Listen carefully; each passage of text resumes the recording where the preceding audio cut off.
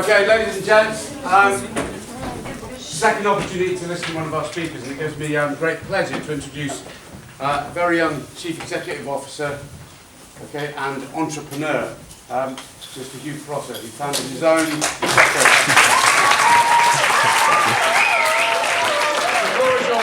Thank you very much.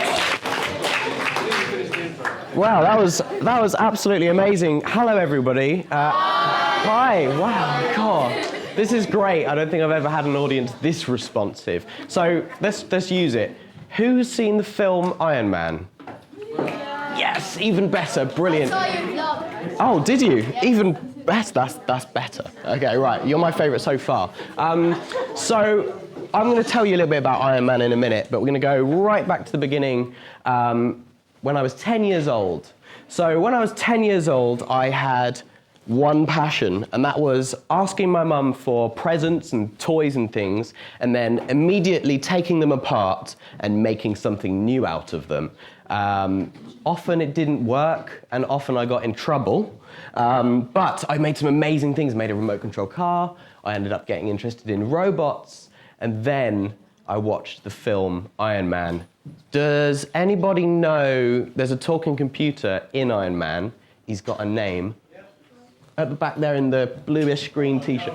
Jarvis, perfect. Right, so there I was, 10-year-old Hugh, watching this film, and this computer spoke to Tony Stark. Amazing, really cool. Didn't exist in the real world. Siri was just starting to come out into the world. And I wanted this. So I went to my mum and I said, Mum, can I please have Jarvis? I want that next. And she said, it doesn't exist, it's fictional. And I'd never really had this response before, that something in the film didn't exist in the real world. I couldn't have that. I couldn't have that bit of tech. So what I did is I actually taught myself to code. Is there anyone who's interested in coding or tech? Oh my goodness, this is fantastic. Right, so I taught myself to code. Now, I lived in a rural part of England called North Devon. And there isn't much there. We've got cows, we've got fields, we've got a terrible internet connection. So I actually decided to go to the library and picked up a book, and I taught myself to code, firstly, from a book. And then there was the second hurdle, which was my mum. So my mum, she had this rule that we were only allowed to use the laptop, the family laptop, for half an hour a day. This was hard, because I needed to learn fast so that I could build my Jarvis. So what I did is I actually learned how to build a computer. And then I phoned up all of my relatives, apart from my mum, and said, when it's my birthday, please just send me all of your broken technology, broken laptops, phones, DVD players, everything. And on my birthday, 2 big brown boxes arrived. My mum was very confused. And I immediately took them out into the shed outside and started building my first ever computer. So that was successful, and then when I was 16, I had a working version of Jarvis in my bedroom. What? Amazing, right? Don't need to clap for that one. Yeah, so I had this talking Jarvis, right? And now here comes a more serious hurdle. So I actually suffered from a bit of teasing and bullying in school. I was a little bit scared to show off my inventions. I'd had some negative feedback from my classmates. So I didn't tell anybody that I could code until I was 16. So for 6 years, I didn't tell anyone I'd been working on this thing. And I started learning engineering at school, at college. And I found out that I was surrounded by people who had the same interests as me, who loved building things, who loved inventing things. So I released my first YouTube video. And in that YouTube video is me walking into my room and Jarvis helping me do my homework. Now, as you can imagine, this was quite popular with my mates at college. And they started asking, can we have one of those, please? We would like one of those. So I got to work and I started creating what I saw as my first ever product. I didn't think about companies or buying and selling things then. I just thought, I'm going to make something for other people. I didn't know that this was even a job back then. So a few months later, I had created this thing called SIS, which is like a big sister, right? And it was like a little chat bot that would go in the corner of your laptop screen, and you could type and talk to it. And that was very important because SIS would help you when you were in class, right? Unknown to the teacher. So you'd have all of these answers at your fingertip with this lovely talking computer, but the teacher didn't know about it. So what I did is I actually gave it to my engineering class to test, and I wanted to start teaching it to talk. Has anyone heard of machine learning? Yes. Yeah? It's pretty cool, right? You start off with a blank canvas, and you basically tell the computer how to learn, and then the computer kind of learns on its own. And there's different types of this, and it's getting more and more advanced. I had a really, really simple algorithm. And what it did is actually listen to how people were talking to it and then sort of regurgitated, said it back to other people, and eventually learned how to have a conversation. So I was starting to play with machine learning. Anyway, so I gave my whole class SIS for 1 month. And at the end of the month, all of the class, for the first time ever, had submitted all of their work on time. So I thought I was onto something here. So I started getting interested in the other aspect of Tony Stark, this fictional idol of mine. So Tony Stark has two things. He's got an Iron Man suit and his talking computer. And he's also got a company, right? He's got Stark Industries, this big, massive technology company. And this means that Tony can build whatever he wants, and then he can sell it to people and get money. And that was amazing. So I started thinking about what could I build to sell to people. And the problem with that was that I was starting to get into something, I didn't know what it was called then, but it was called computer science, right? I thought of myself as an engineer all the way up until I was 16, and then I discovered that actually what I was a computer scientist. And this is a vast subject. You've got machine learning, you've got virtual reality, self-driving cars. In computer science, it's a whole science, right? It's like biology, chemistry. Computer science is the only science we know every answer to, because it's the only science we invented as humans, right? And that's great, because us as computer scientists decided to put that somewhere, all of that information. We called it the internet, right? And that meant I could teach myself computer science, unlimited, forever. I could answer any question, any problem I had, any issue I had in life, I could Google and find the answer to and teach myself that. And this was amazing, but I got to the point where I needed guidance. How am I supposed to learn all this stuff? So I actually decided to move across the country to Kent, which is sort of near London, and I started studying computer science properly. So this is when I was 17 years old.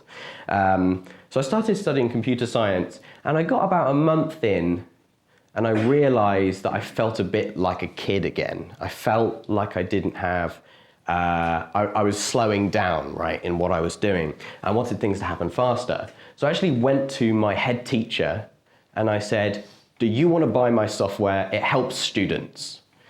And he sat down and said, no, we will not be buying your software. Who are you? So he actually gave me some guidance instead. He said, Hugh, you need a mentor, because what you're trying to do, we don't teach in a class here. You need somebody who's done it before. So I sat down with a man called Clive. Now, Clive is very key to my life because he helped me realize what I was really interested in. And that is entrepreneurship, right? It's building teams and brands and ideas into functioning businesses. Now, this is really interesting, and this got me hooked instantly, because what you don't see in those Iron Man films, going back a few years, you don't see he's actually a very smart businessman. On every product, all through the Marvel universe, I know it's fictional, but stay with me. On every product, he has his brand, Stark Industries. And I realized that when I went back through my big book of inventions that I had made over the years, every single invention I had put my initials, HP, on every single one. And that hit me because I had been starting to build this brand, right? And actually some of the things I had built, I actually did try and build an Iron Man suit once. It didn't go very well. But some of the things I built, I actually printed out logos and put them on. And this was me sort of playing with the idea of what if I had this company. So I set myself a goal, right? You can't just keep talking about stuff. You've got to do something. You've got to set yourself a deadline, and you've got to set yourself something to work towards. So I set myself the goal to have started my own technology company by the time I was 25 years old. So I was 17, I had 8 years. So I thought, right, this is the sort of homework I want to be doing. So again, I built a piece of software to do my homework and my working class. And that was very simple. It was just writing massive essays. So that wasn't too difficult to do with a piece of software. And then I used all of my time to figure out what it means to start a company, who you need to talk to, do you need funding, all of those little things. And I actually started meeting people who had done it before. Clive was one of them. He's a 70-year-old entrepreneur. He's done everything under the sun. But the problem with that is that he had no interest in technology whatsoever. So I started going to people who had started tech companies and saying, how did you do it, and can I do that too? And they all told me something very disappointing, which was, go to university, be quiet, and come back in a few years. So one of the meetings I was in, I was talking to the CEO of a video game company called Dovetail Games. They are actually the company that made, some of you may know it, there's a train simulator that Microsoft uses, and also a flight simulator on like older computers. They made that. Anyway, so this guy, he tells me, stop asking people, stop doing things, just shut up, go back to class, you're not ready, you've got your head underwater, do not do it. So I walked out of that meeting, I felt like crying, I felt like somebody had just punched me in the face. And I walked out into the car park, and little did this CEO know that I had actually been asking people to see if they would fund a company if I started one. And I got across the car park, and I had a phone call, and somebody had agreed to give me some money to start my company, which was great.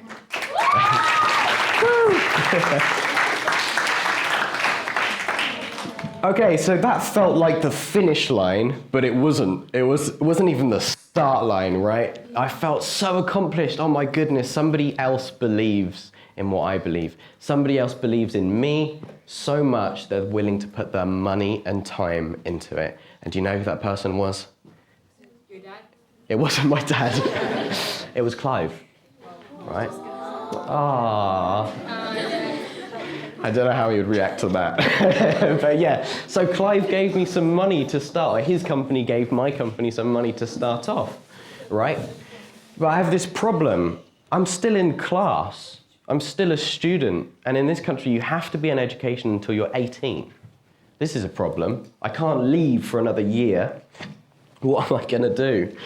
So I was sat in class one day. Now, bear in mind, that money that I was given was to buy stuff. It was in my head, I wanted to buy servers and computers and subscriptions to things that I didn't really need. I wanted to buy a flashy desk and a cool computer and really feel like I've made it, right?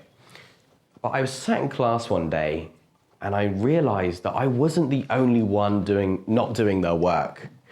I was sat next to a guy who was building his own video game.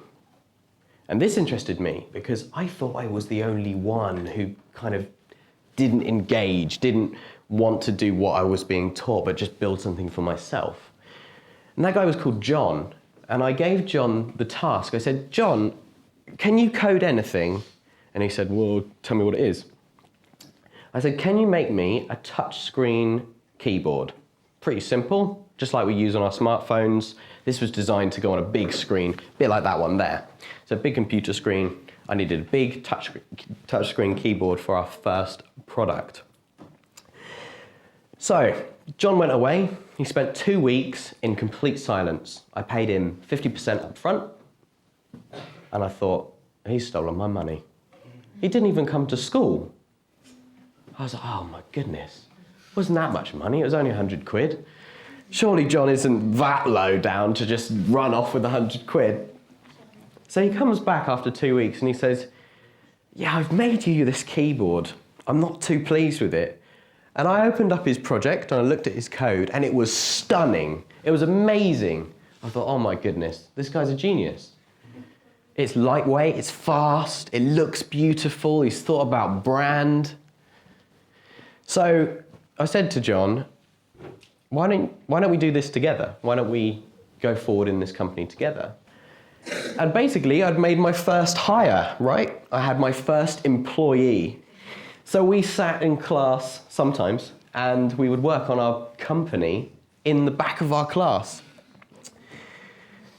So there's a little lesson there, which is sometimes the people that can help you with your dream, whatever it is you're aspiring to do, are already sat next to you. Okay? All the people, yeah, say hello, say hello. Make sure you tell them what your dream is.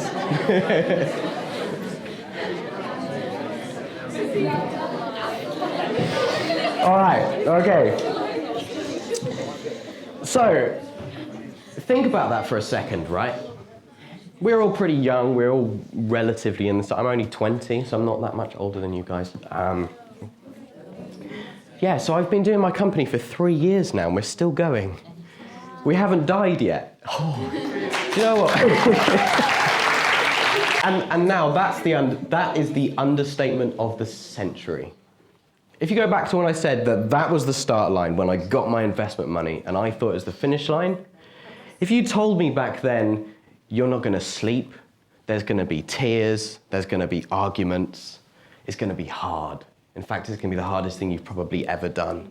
I don't think I would have done it. But I'm here, and it's part of the job, right?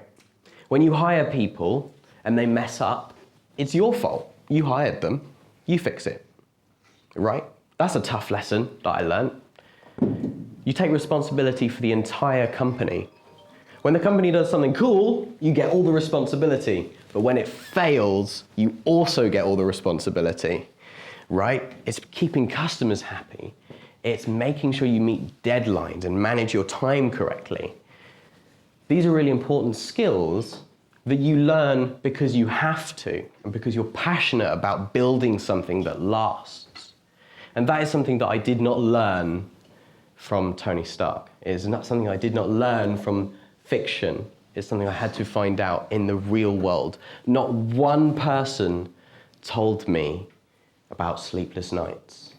They only told me what they had achieved, right? And I think we need to open up that conversation.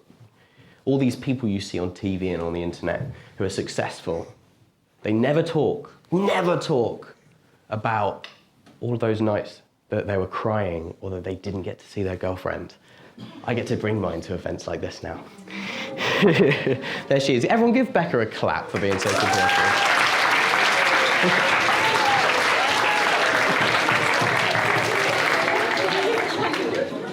Thank you so much for that. I've wanted to do that for so long. Right, so going back to the talk, right, bear with me. I just want to finish up and talk about this thing called success, right? As the human race, we are terrible at measuring success. We try really hard and we always miss the mark. For a very long time, we've measured success with money, right? Because it's the only thing that everybody understands. But since us computer scientists messed everything up and created the internet and social media, we have new statistics. Followers, subscribers, likes. These are all measurements of success, but they're subjective, right? That they only matter to some people. If I've got 5 million subscribers on YouTube, that means a lot to me because I'm on YouTube. It's my life, right? That might not matter to Becca. She might like Instagram, right? That's a measurement. If I've got 50 followers on Instagram, my measurement of success in her life isn't that great. 50, is that it? These measurements only matter to the person doing them, and there's a little underlying message in that. whatever you're trying to achieve, the only person that can tell you that you have achieved it is you, right? Here's another thing. Who's looking to get a job, like to actually get hired and work for a company, not build one? Anyone? Yeah? Right? Cool. Great. That means a lot, right? So that's a good thing. That's a good thing because that means you're part of a team, right? You're helping build somebody else's vision.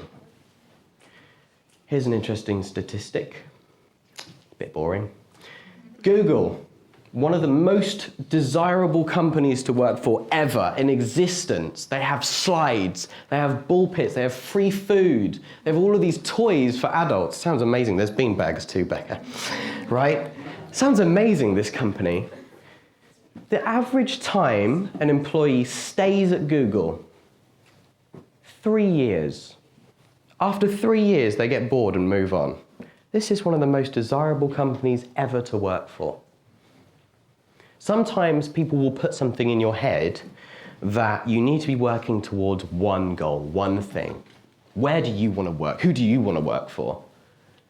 That might change in 3 years, right? My company's been going for 3 years. I still want to do it. I love this. I'll do it another 9 years, another 90 years if I have to. Find something you like now. Set your goal a little bit further forward than 8 years, like my company at 25. What do you want to do in 3 years? Take your life in little steps. Set goals that are achievable and that you can start today with a tweet or by turning to your friend and saying, yeah, let's start that t-shirt business or whatever it is, right? And then I want you to do one thing. If you want to start your business, if you want to start a business, you need to check to see if there's a demand. Now, as a little gift from the computer science world, we gave you something called social media. And at the moment, most people just post pictures of dogs, pictures of holidays. I'm sure pictures of today will be going on social media. There's another hidden tool. It's the search bar at the top. If you want to start a t-shirt business or you want to start as a Python coder, anyone heard of Python if you're a coder? Look at this, this is amazing, right? Okay, right, so you have a skill set that is in massive demand right now. In fact, if you are in any STEM subject, science, technology, engineering, maths, you are in the highest demand people on the planet, right? And everybody is tweeting about you. Right? Everyone's talking about you. This is what they do. Can anyone recommend a Python developer? If you type that into Twitter, can anyone recommend a Python developer in speech marks, you will get thousands of posts of people who want your skill set that you already have. That goes for every industry. We've created this search engine that allows you to search for opportunity and gain attention.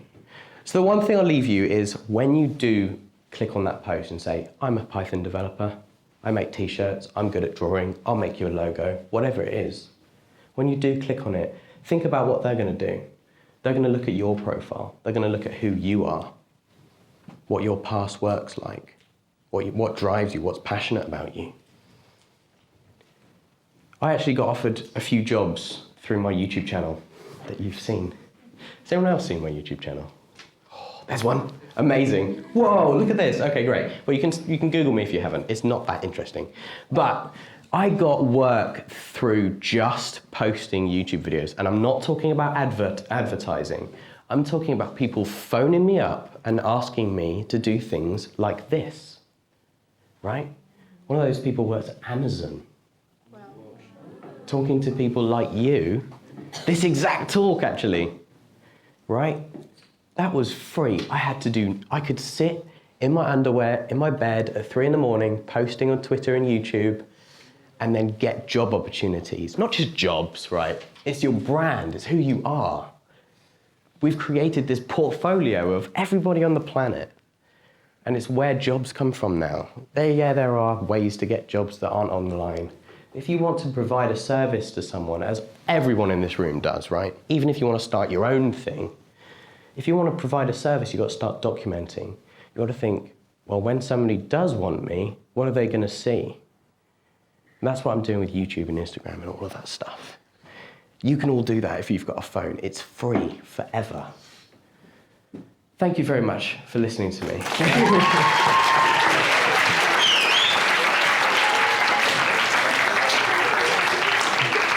We got time for questions? Yeah? All right, questions. Let's go with this guy. Hello. What is your company? What is my company? That's a fantastic question.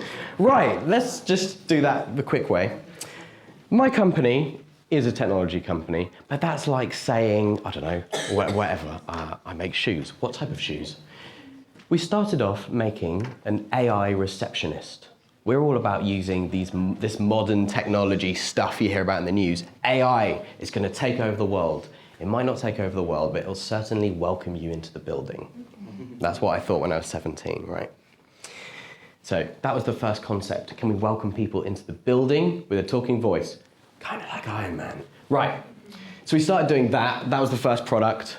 Now we make people's apps. We make people's websites. We also have a new product. It's just about to launch. It's called Student Path. And it is exactly what's happened to my life, but at scale, right? So schools, especially in the United Kingdom, have a problem. They have a lot of kids with a lot of aspirations. They all want to do something with their life, but the school doesn't have the resources, the money, or the energy to actually help those students. So our new product, Student Path, automates everything. From year 7, so from the age of about 10 or 11, same age I was, we start listening to what that student wants to do. What do you want to do? Become a rocket scientist? Great. It might change in 3 years. Usually those changes go unnoticed by schools because they have thousands of kids and they can't constantly listen to everyone, right? So we start to listen to what these kids want to do, and then as they reach the end of their school life, when it's time to spring into the world, we can start helping them with that. We can say, oh, did you know that there's this course at this university? You should probably do that. Or we'll say, oh, you haven't got anything, you have no mentors. Let's match you with a mentor. Let's match you with a Clive, right? So Student Path is about how can we create the opportunity I've had for everybody. The ultimate goal is worldwide, but we're starting with England. Right. Any other questions? Yes. All right. So you're like only 20 years old, right?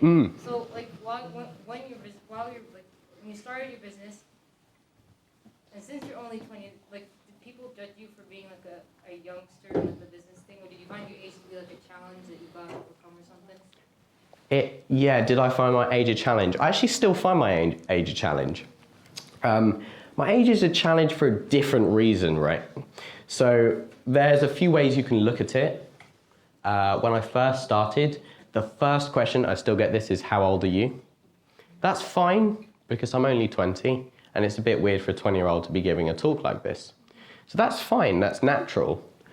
But you can't let that spoil the opportunity that that person could give you, right? So I met this guy called Dan once. He came into my school and he said, wow, your receptionist thing is really cool.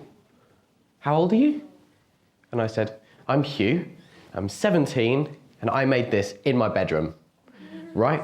I turned it into an opportunity. And that Dan knows this lovely guy, Danny, over here.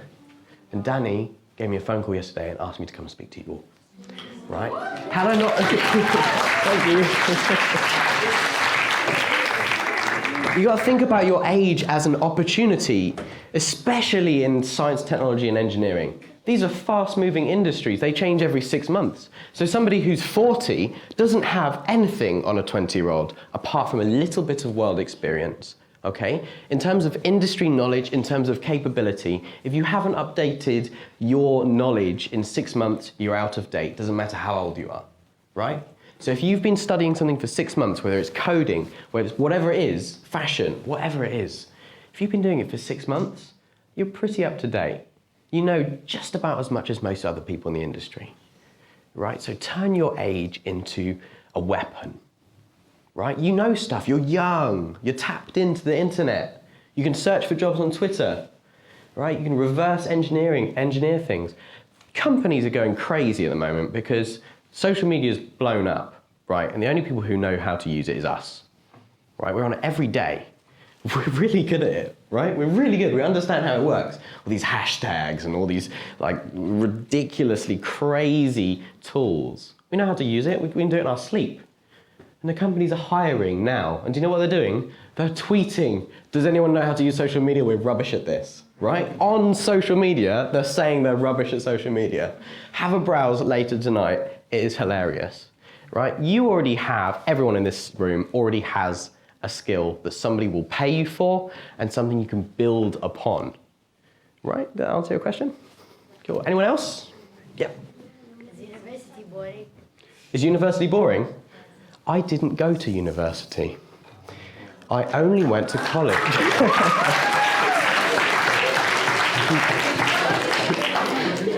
Okay, so Becca and I, we have a little challenge between ourselves is I think you only need to go to university if what you want to do requires you to go, right? So if you want to be a scientist, as Becca does, you can't do it any other way other than going to university, getting your degree, getting that knowledge and paying for it, right? You pay for that knowledge because it's a highly complex skill that you can't get wrong, especially the science she wants to go into. But coding, fashion design, photography, making films, these are things that you develop over time, right? You don't necessarily need to pay for them. You can, right? No, university isn't boring. In fact, university is probably going to be the best few years of your life if you go. I reckon, if you decide it. But you don't have to, right? You can do other stuff. And here's the other thing, right?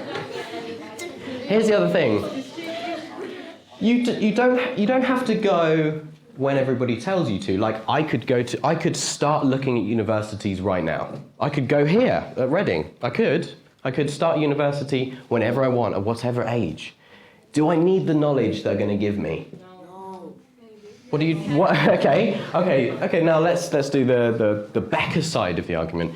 Why don't I need it? Why don't? You can teach yourself. You got it for free. You got it on the internet. You already taught yourself. You're all my best friends already. Okay, great. Yeah, exactly. So the industry I'm in, I can Google it. We solved that issue about 20 years ago with something called the internet. In Becca's field, we didn't solve it. We haven't solved it yet, right? You can't just become a scientist by Googling stuff. You can learn it, but nobody's going to hire you. You can't go, yes, Becca wants to do forensic science, right? She wants to be looking at crime scenes, and dead bodies, and weapons. If she went to the police and said, I'll do the job, I've been Googling it for 6 years, I'm an expert. I don't think they would hire her, right? So, no, you don't have to go to university unless what you want to do requires you to, right? Tell my mom. Absolutely. Yeah. I just want to make a comment though, because university is where you learn to grow up and live on your own. Absolutely. With your parents. That's absolutely right. So there's that to it as well. That's absolutely right. No, absolutely. It's the life skills, right? Where are you trying to get to in life and what do you need to do that? A very good point is the life skills that you gain when you're at university. You're learning how to interact with people, you're learning how to fend for yourself, you're learning how to make important decisions that will affect you and that nobody else will help you with. You're learning how to become an adult. And that's scary, and you have to do it, but university is a great place to do that. Would you agree? Yeah, good. All right, can we just do the back and we'll do you in a minute? Yep, up there. So you started computer science at like age 10, right? Mm. So for someone who's interested but hasn't really begun learning about computer science, what do you feel like is the best way to begin? Do you have a phone? Does it have Google? Yeah. Right, what is your favorite piece of tech, fictional or non-fictional? Maybe AI? AI, brilliant. What part of AI? What's cool about it? And the fact that like it knows what you want and stuff like that. So Mhm. it's automatic. So Mm-hmm. it's kind of like subconscious. Yeah, okay. Let's think about what would be cool to build with AI. Maybe stock prediction. We predict, maybe if we could predict stocks, we can make some money. You could actually go to Google right now. There's a great guy on YouTube, which is free. He's called Suraj, and he teaches AI tutorials in Python for free. He does stock prediction. He says, he tells you how to make chatbots. He tells you how to do voice recognition. He tells you how to tell the difference between a dog and a cat, right? All that stuff is for free. YouTube's a great resource. How do you learn? Videos, written, what do you prefer when you're learning? Probably videos. Videos? Yeah. Yeah, videos are great because you can pause them, you can play them, you can go at your own pace. And I think that's the best thing about the internet, is whatever you're trying to learn, it's at your pace, right? And nobody's going to tell you that you're doing it wrong. There's no exam. The only exam is that when what you've built fails, which happens a lot in coding, but I'm sure it happens in other industries as well. All good? Yeah. And then obviously you've got other resources. You can pay for classes, or you can go to university. You can do an apprenticeship. You can do all sorts. Yeah, we're going to have one over here. Yeah. What's your company called? My company is called Blueware. It's spelt with 2 O's. I've got one business card in my wallet. You can all come and take a picture if you really want at the end.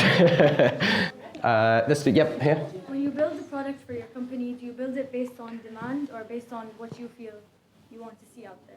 Perfect question. Right, first mistake we made when we started, we never asked anybody if they wanted an AI receptionist. We just did it. And then we had a massive uphill struggle to try and convince people that they needed what we built.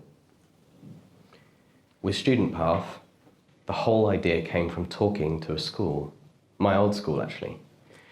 We figured out they already had a problem and figured out that we could solve it. We found the demand before we made the product, and that is definitely probably how most companies do it, on demand. Somebody's asking for something, you found a reason for something. However, if somebody had taken that same advice, Facebook wouldn't have been made, the internet wouldn't have been made. There was no demand. Nobody said, oh my goodness, I wish I could post pictures of my dog anywhere in the world instantly so that everybody can see it if they go to a specific hashtag. Nobody ever said that, right? There was no demand for it. It was just a cool invention. Okay, so it doesn't matter. If you're trying to build a viable business in the short term, you need to find something that people want, right? So that they pay you for it. And most likely people have told you have a skill, start charging them, right? But long term, if you want to change the world, as we say in the tech industry especially, if you want to do that, you've got to think as a bigger picture. Yeah? As an entrepreneur, what have been some challenges that you faced and how did you overcome them? Like business challenges? Yeah. People. That's the biggest task. People, right? We have problems with our tech, right? We have massive crashes. I deleted every customer's project I deleted the other day. All at the same time, turned something off. Every customer went down for 2 days over the weekend. It was a massive failure. I wasn't a very happy person. But that wasn't the sort of challenge that scares me. What scares me is people. Because people run your business. You've got the people in your business. You have to learn to manage. That was a big problem last year. I scaled up my team. We're not a very big team. We only went to 4 people, right? Scaled up my team and suddenly realized that I'm the only one motivated by my dream. These people wanted money, right?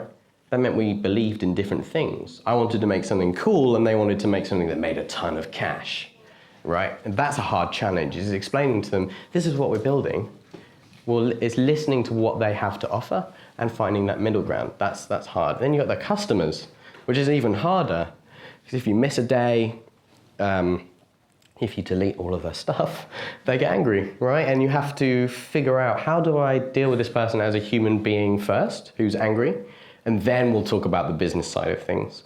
And that's something I'm still getting my head around. It's something that I still struggle with. But that's probably the biggest challenge, is the people, not the tech. And finding the right people to believe in your dream. How do you get people who are motivated by money to commit themselves initially to something that's not going to make any money because it's a brand new product, right? How do you motivate somebody to get on with your dream? Well, the only thing I found that works, some people leave, right? Some people just don't get on with it. Sometimes you have to let people go and sometimes you have to say goodbye. And we've definitely said that a lot of times to people.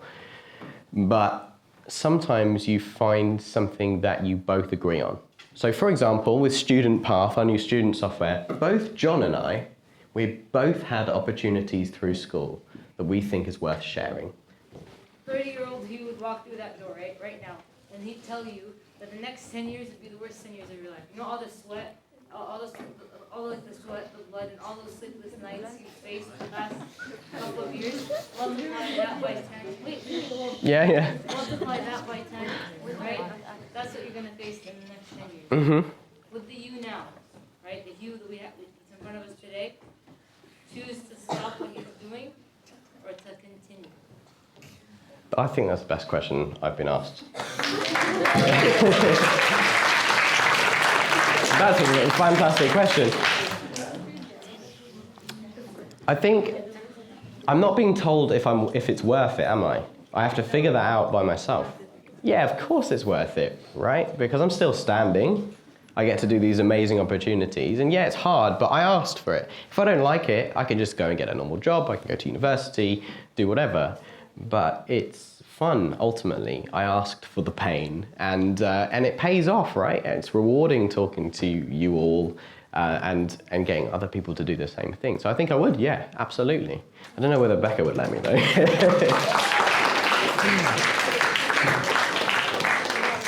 All good? Okay, Yeah. I think, thank you very much, ladies and gents. That's